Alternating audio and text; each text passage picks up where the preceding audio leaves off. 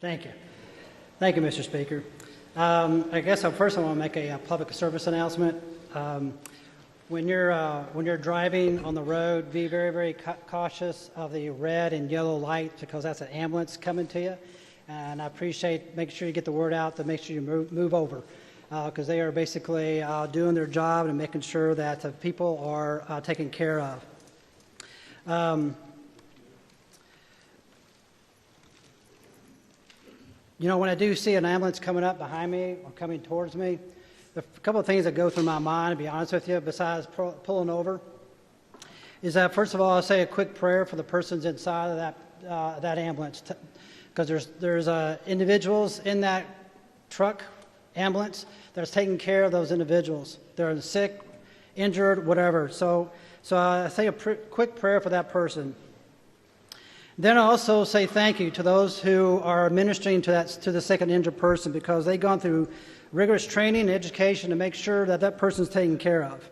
So just a suggestion, when you do see the ambulance, I appreciate keeping those things in thought. Mr. Speaker, could you have the clerk report House Committee Substitute 1 to House Bill 777? Clerk, please report. House Committee Substitute 1 to House Bill 777. Gentleman from Jefferson. Move for adoption of House. Motion is for the adoption of House Committee Substitute 1 to House Bill 577. Is there any discussion? Seeing none, those in favor signify by voting aye. Aye. Those opposed, nay. House Committee Substitute 1 is adopted. Gentleman from Jefferson. Thank you, Mr. Speaker. I tell you what, House Bill 777 has been a wild and woolly ride, as some of you have known. I know you have gotten comments on both sides of the fence with this particular issue. But I tell you what, a couple of weeks ago, I got off the phone with Chief Briscoe, who's with Frankfurt, and where he was saying that he's not giving up on this bill. And as soon as I hung up with him, I had the radio on, and it came off the song by Journey. It said, "Don't Stop Believing." So that's why I'm here today, because I believe that this is doing the right thing, and I thank God for giving that message. There were 13 stakeholders that were a part of the process in putting House Bill 777 together. And everybody within that room, either through Zoom or in a conference room, their best interest is the patients and making sure they receive quality care. I can't tell you the number of hours that we went through. I can tell you it's probably at least north of 1,000 hours of people putting their time and effort into this bill. Coordinating this issue is a bit of a challenge, but I think it's a true reflection on the stakeholders having an open mind, willingness to serve patients, and the determination to do the thing. Those associations that I mentioned is Kentucky League of Cities, Kentucky Association of Fire Chiefs, Kentucky Psychological Associate and Advocacy Network, Kentucky Association of Counties, Kentucky Association of Healthcare Facilities, Kentucky Center of Assisted Living, Kentucky Hospital Association, Kentucky Board of EMS or Emergency Services, Medical Services, Kentucky Community Technical College System, Kentucky Ambulance Provider Association, Kentucky Association of Public Safety Communication Officials, and the Kentucky Emergency Number Association. The reason I went all through those folks is that we went through a very laborious process to make sure we try to satisfy and try to address as many needs as possible, and I think we've accomplished that through this bill.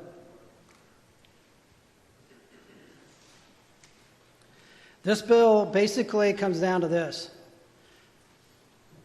transporting patients from one point to another. Because the stories I have heard, emails that I have received, individuals have been, I guess, not transported at least 8 hours or more, if not several days. And in fact, a friend of mine's sister did not survive because she was not transported in a timely manner. It's what it is. We've got a problem. And this 777 is trying to attempt to address those timing issues in doing that. Let me go over the bill as briefly as I can. Currently, the Kentucky Board of Emergency Medical Services, which oversees EMS regulations, educating, training, and licensing, is under the KCTS. KCTCS felt it was the best interest of them to not administer them anymore from one reason to the other. So this bill establishes K-beams, so that's what they're called, as an independent agency of the state government.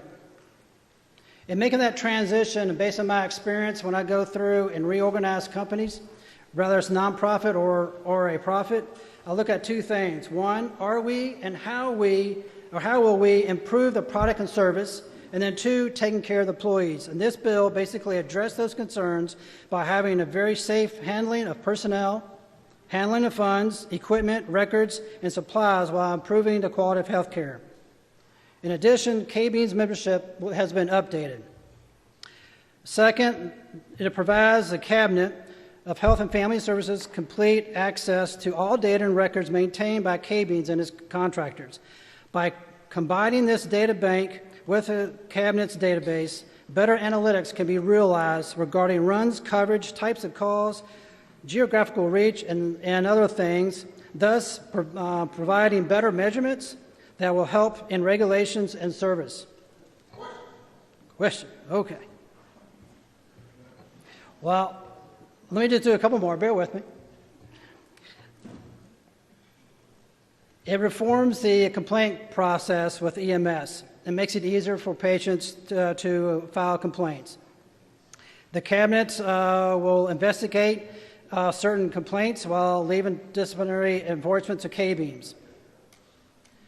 It reforms certain aspects of a certificate of need in order for the cities and counties and hospitals to transport patients under certain situations. It provides organ procurement organizations vehicles to be exempt from speed limits and traffic flows so they can get that organ to the proper place. It also expands the Technical Advisory Committee that puts focus on EMS as a separate TAC EMS committee. And one thing I want to mention is that what it does in this bill, it sets up a task force. Because all the hours that we spent, there are issues that are still remain, and we realize that and we know that. But this task force will be able to go through and take a deep dive in this interim in order to make sure that those issues are reserved, in order to make sure that patients receive even better care as well, and from a timely as well as a quality point of view.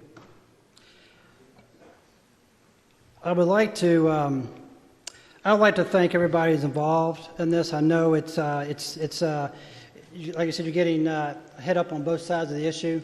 But as a lady from Kitten 64 says, it's about patients, and that's what my focus on patients and making sure that they provide a very timely service when it comes to meeting their needs and so forth. With that, Mr. Speaker, if there's any questions, I'll be happy to entertain them. If not, I move for passage of House Bill 777 as amended by House Committee Substitute 1.